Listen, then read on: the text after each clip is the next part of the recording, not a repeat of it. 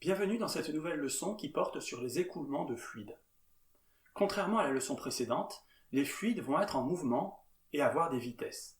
On passe donc de la statique à la dynamique. Soyons donc dynamiques.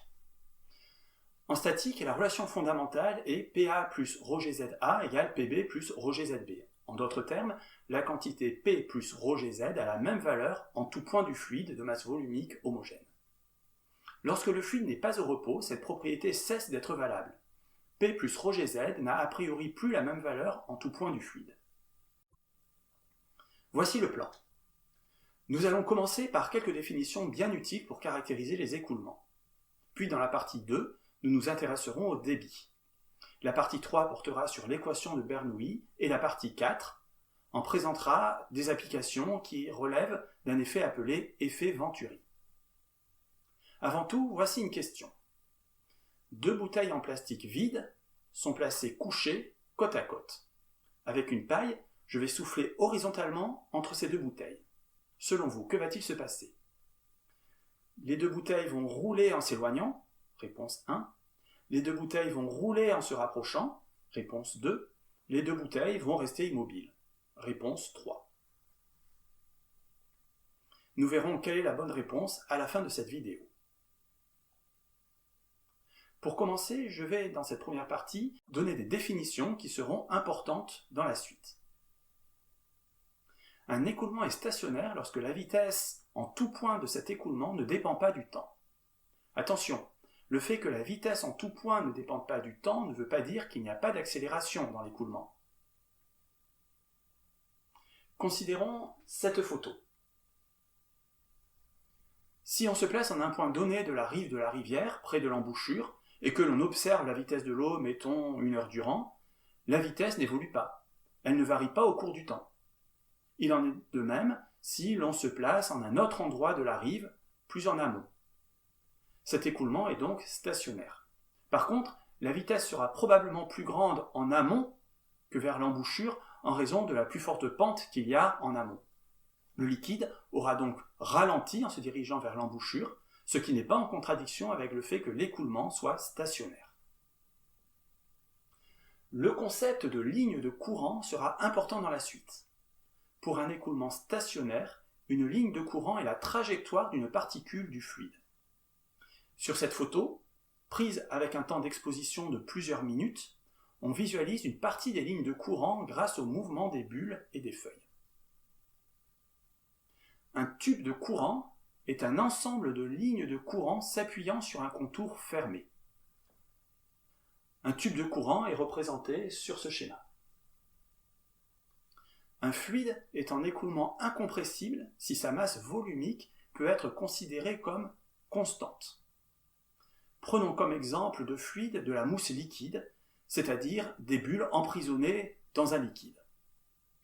Si l'on met la mousse dans un tuyau et que l'on applique une surpression pour la faire s'écouler dans ce tuyau, l'air dans les bulles va se comprimer. L'écoulement correspondant n'est donc pas incompressible.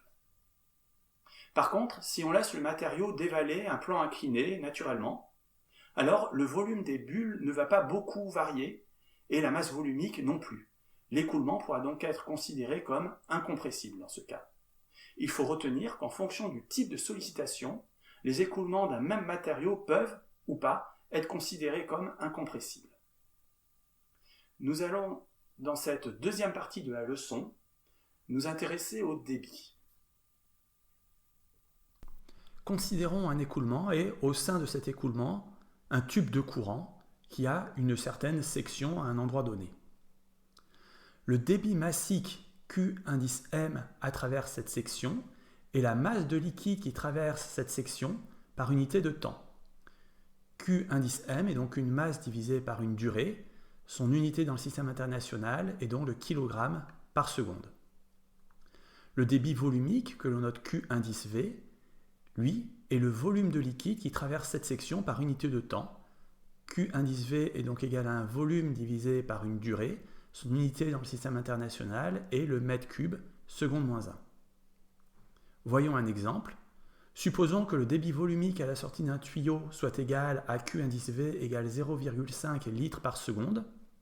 Nous allons calculer le débit massique correspondant à ce débit volumique et nous allons aussi déterminer le temps qu'il faut pour remplir une piscine avec ce débit, une piscine d'un volume de 10 mètres cubes. Commençons donc par déterminer le débit massique. D'une manière très générale, la masse est égale à la masse volumique fois le volume. Divisons membre de gauche et membre de droite par la durée. On en déduit que la masse divisée par la durée est égale à la masse volumique fois le volume divisé par la durée. La masse divisée par la durée est précisément le débit massique que l'on cherche à déterminer et le volume divisé par la durée est le débit volumique. On en déduit ainsi que le débit massique est égal à la masse volumique fois le débit volumique. Faisons l'application numérique. La masse volumique de l'eau, du liquide, est égale à 10 puissance 3 kg par mètre cube.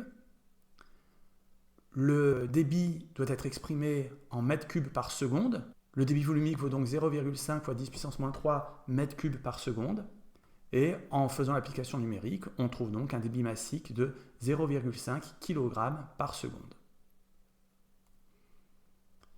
Calculons maintenant la durée du remplissage de cette piscine. Par définition, le débit volumique est égal au volume divisé par la durée. On en déduit que la durée est égale au volume divisé par le débit volumique. Et l'application numérique, en prenant comme volume 10 mètres cubes et le débit volumique qui est égal à 0,5 fois 10 puissance moins 3 mètres cubes par seconde, cette durée est égale à 5 heures et 30 minutes. Nous allons maintenant établir le lien entre débit et vitesse. Pour cela, considérons un tube de courant, comme celui qui est représenté à l'écran. Ici, il présente un élargissement au niveau d'un coude. On va considérer une section S1 de ce tube de courant et supposer que la vitesse du fluide au niveau de la section S1 est perpendiculaire à cette section et elle est constante sur l'ensemble de la section. Et nous allons déterminer le volume V1 de liquide qui traverse cette section S1 pendant la durée T. Ce volume est égal au volume du cylindre colorié ici, de section S1 et de longueur V1 fois T. En effet, l'eau qui a traversé la section S1 pendant la durée T, puisqu'elle le fait avec la vitesse V1, se retrouve dans ce cylindre de longueur V1 fois T. On en déduit donc que ce volume est égal à S1 fois V1 fois T, et le débit volumique en divisant V1, le volume, par T, et donc le débit volumique au niveau de la section S1 est égal à la surface de cette section, c'est-à-dire ici S1, fois la vitesse du fluide V1. Je rappelle qu'on a supposé ici que la vitesse est perpendiculaire à la section et qu'elle est la même sur toute cette section. Pour un écoulement incompressible et stationnaire, étant donné que dans un tel écoulement, il ne peut pas avoir d'accumulation de masse ou de volume au cours du temps, le débit volumique est constant sur toutes les sections d'un tube de courant.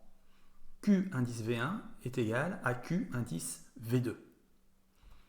Si bien que, à partir de l'expression donnant le débit volumique en fonction de la section et de la vitesse, on en déduit que la section en 1 fois la vitesse en 1 est égale à la section en 2 fois la vitesse en 2. C'est une relation importante qui sera très utile dans la suite et qu'il faut donc parfaitement retenir.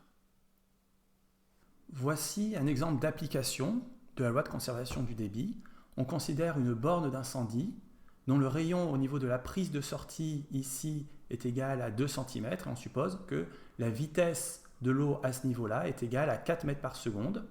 À l'autre extrémité du tuyau se trouve une buse de sortie dont le rayon vaut 0,5 cm et on souhaite calculer la vitesse du liquide au niveau de cette buse de sortie. Voici schématisé ce système. La prise de sortie est située ici avec le rayon R1, la vitesse du fluide vaut V1 et la buse de sortie est représentée ici avec le rayon R2, la vitesse du fluide vaut alors V2. On va appliquer la conservation du débit. Le débit en 1 au niveau de la prise de sortie est égal au débit en 2 au niveau de la buse de sortie, ce qui implique que la surface au niveau 1 fois la vitesse en 1 est égale à la surface au niveau de la buse de sortie fois la vitesse en 2. La surface, c'est la surface d'un cercle dont on connaît le rayon.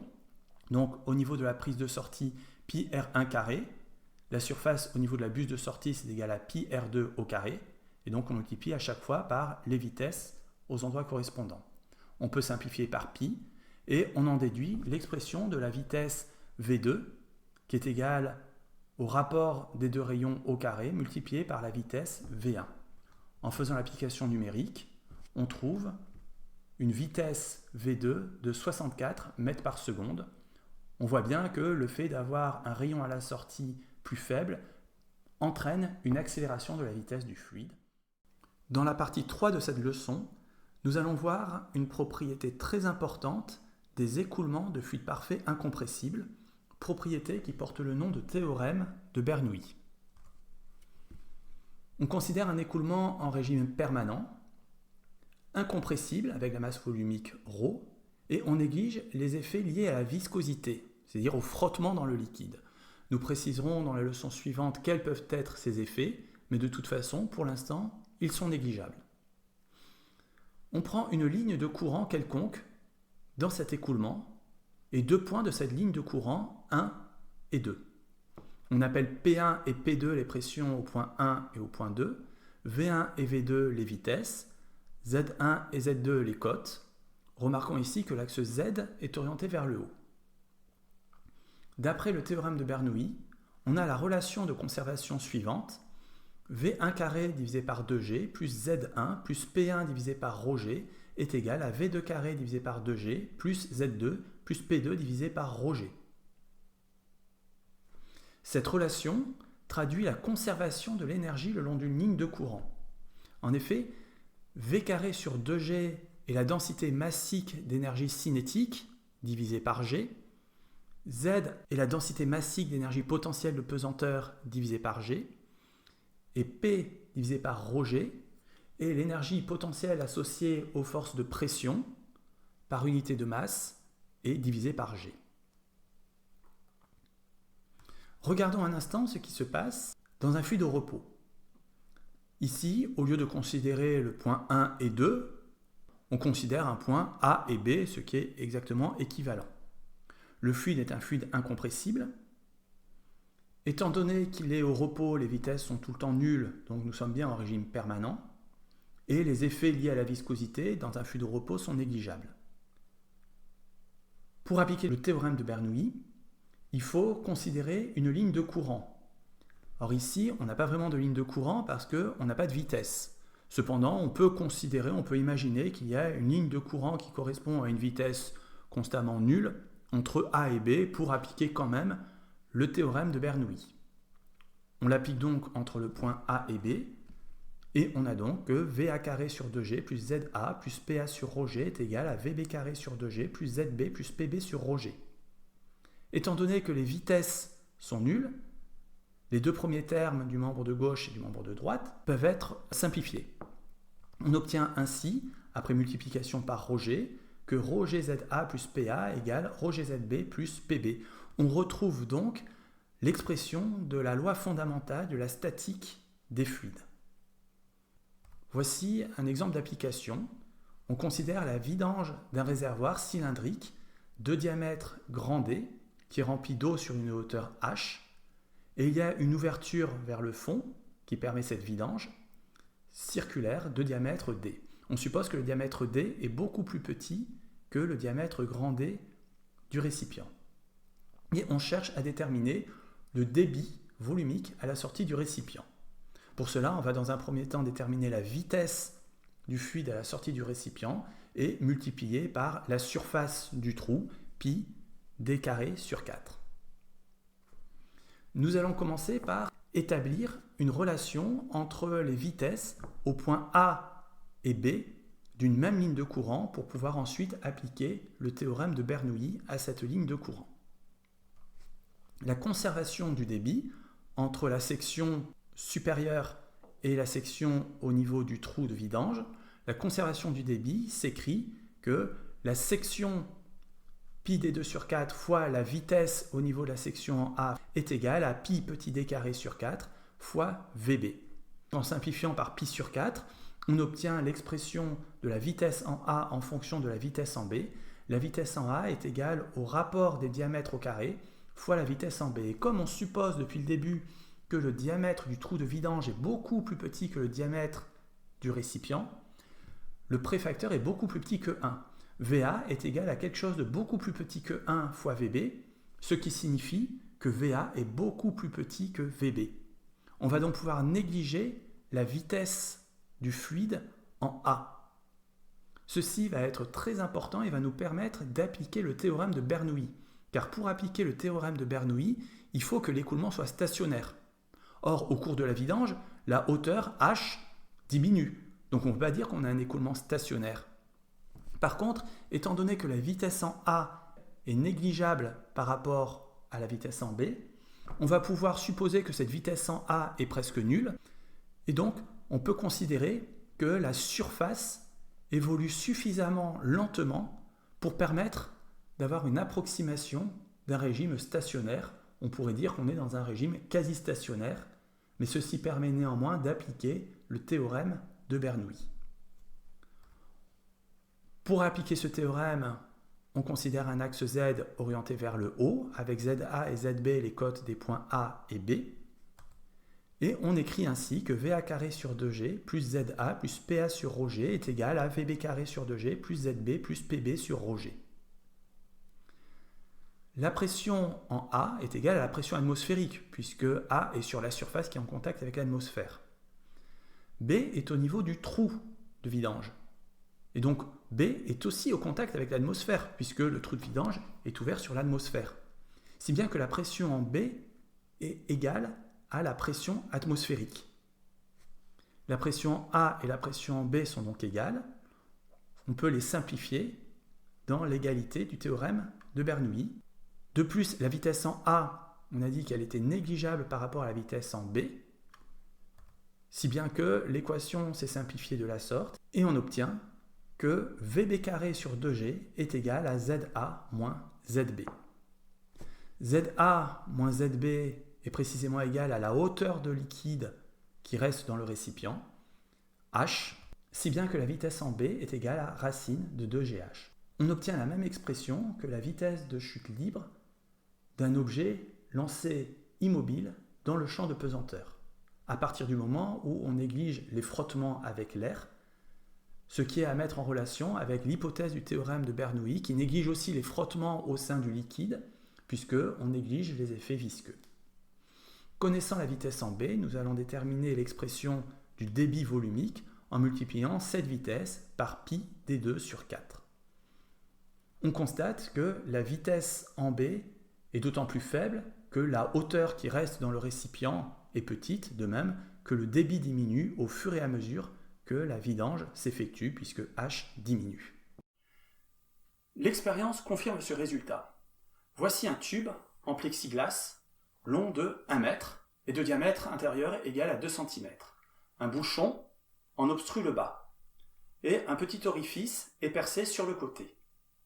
Une fois rempli d'eau, on va dégager cet orifice et la vidange va s'effectuer. Au fur et à mesure que la hauteur d'eau restante diminue, l'intensité du jet qui s'échappe, donc le débit, diminue. C'est ce que nous venons de modéliser en appliquant le théorème de Bernoulli.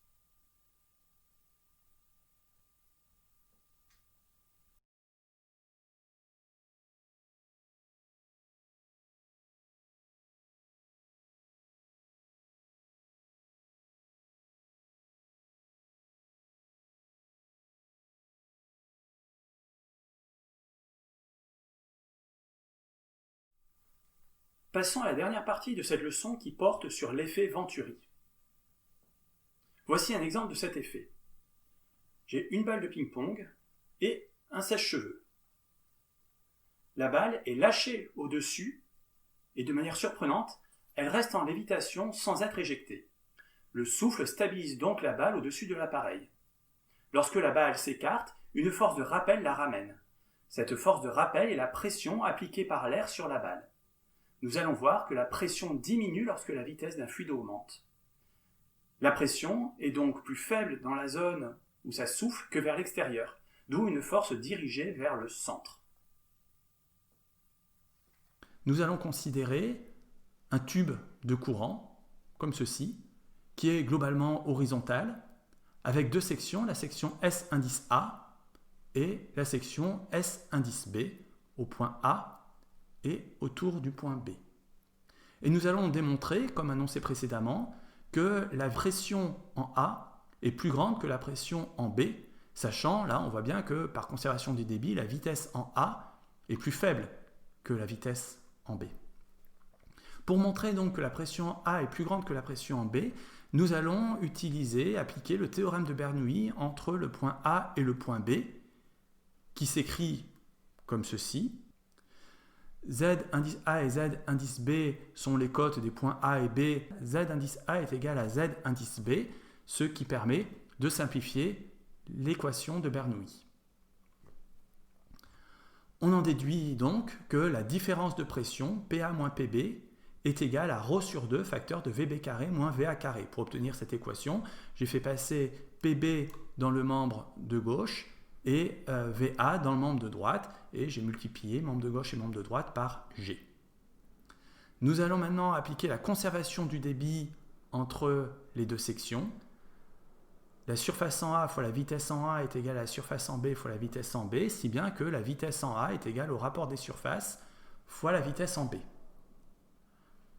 En remplaçant dans l'équation de Bernoulli VA par l'expression qu'on vient d'obtenir grâce à la conservation du débit, on obtient que la différence de pression, PA moins PB, est égale à ρ VB carré sur 2, facteur de 1 moins SB sur SA au carré. Sur ce schéma, la section en A est plus grande que la section en B. Donc le facteur 1 moins SB sur SA au carré est positif. Si bien que la pression en A moins la pression en B est égale à quelque chose de positif. Et donc la pression en A est plus grande que la pression en B. On en déduit que la pression est d'autant plus grande que la section est grande, ou de manière équivalente, que la pression est d'autant plus grande que la vitesse du fluide est petite. Ce phénomène porte le nom d'effet Venturi. Une première illustration de l'effet Venturi se trouve lorsque deux véhicules sont côte à côte sur une route à vitesse assez élevée. Ici, par exemple, une voiture qui va doubler un camion. Vu de dessus, voici les deux véhicules, la voiture, le camion, qui avancent à peu près à la même vitesse à un moment donné. On va se placer dans le référentiel de ces deux véhicules. Dans ce référentiel, les véhicules sont à l'arrêt. Par contre, l'atmosphère est en mouvement. Les flèches représentent ici la vitesse du vent relatif.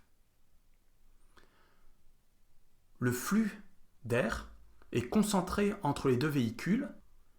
La vitesse de l'air est donc plus élevée entre les véhicules qu'à l'extérieur. Par application de l'effet Venturi, la pression est donc plus faible entre les deux véhicules qu'à l'extérieur. Pression plus élevée à l'extérieur, plus faible au centre, il en résulte une force qui tend à rapprocher les deux véhicules l'un vers l'autre. Ce qui explique le phénomène rencontré lorsqu'une voiture assez légère double un camion par exemple. Une autre illustration concerne les lancers de balles avec effet. Ici est représenté un ballon. La trajectoire sans effet serait une trajectoire rectiligne lorsqu'elle est vue du dessus. Si le ballon est envoyé avec un effet, la trajectoire vue du dessus n'est plus rectiligne, comme ceci. Lorsqu'il y a un effet, le ballon a un mouvement de rotation propre, il tourne autour de lui-même.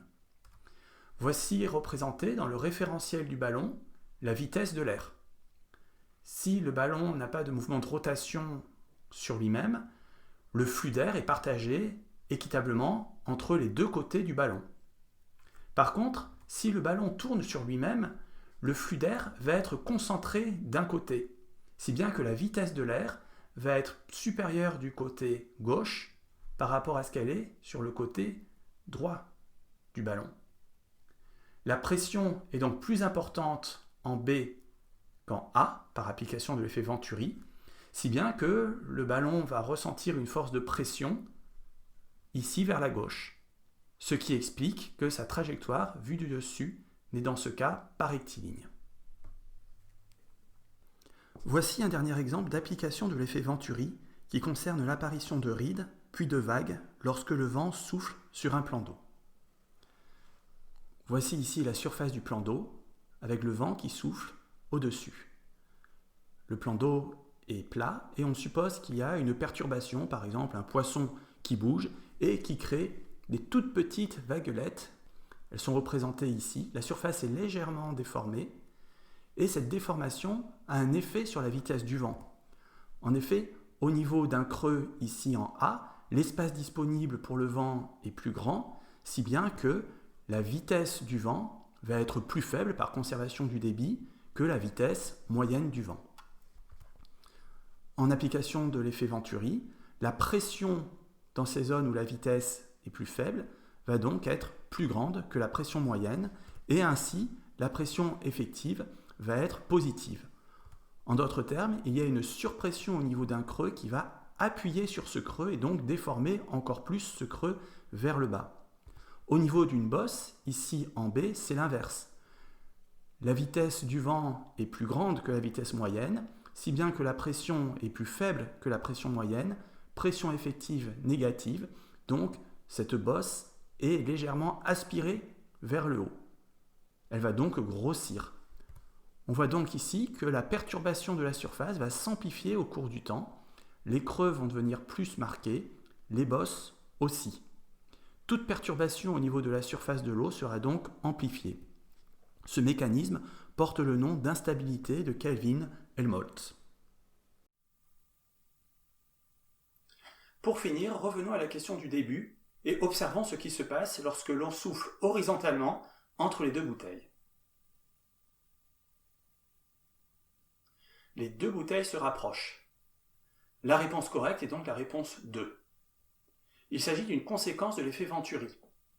La vitesse supérieure de l'air qui circule entre les deux bouteilles fait que la pression est plus faible entre les deux bouteilles et donc que les résultantes des forces de pression sont dirigées pour chacune des deux bouteilles vers l'autre bouteille. Avant de nous quitter, faisons le point. Nous avons vu deux équations très importantes. La conservation du débit et le théorème de Bernoulli. L'équation de conservation du débit fait intervenir uniquement les vitesses et la géométrie de l'écoulement. Cette équation peut suffire seule pour résoudre des problèmes d'écoulement où il n'est ni question de pression, ni question de hauteur. Le théorème de Bernoulli fait intervenir les vitesses, les hauteurs et les pressions. Pour résoudre un problème faisant intervenir des écoulements de fluides, l'équation de Bernoulli sera donc utile lorsqu'un dénivelé sera à considérer le long de l'écoulement et ou lorsque les pressions participent à cet écoulement. Le théorème de Bernoulli est alors souvent utilisé de concert avec la relation de conservation du débit. Dans la leçon suivante, nous verrons comment le théorème de Bernoulli doit être modifié lorsque les forces de frottement au sein du fluide ne sont pas négligeables. Merci d'avoir suivi ce cours et à bientôt.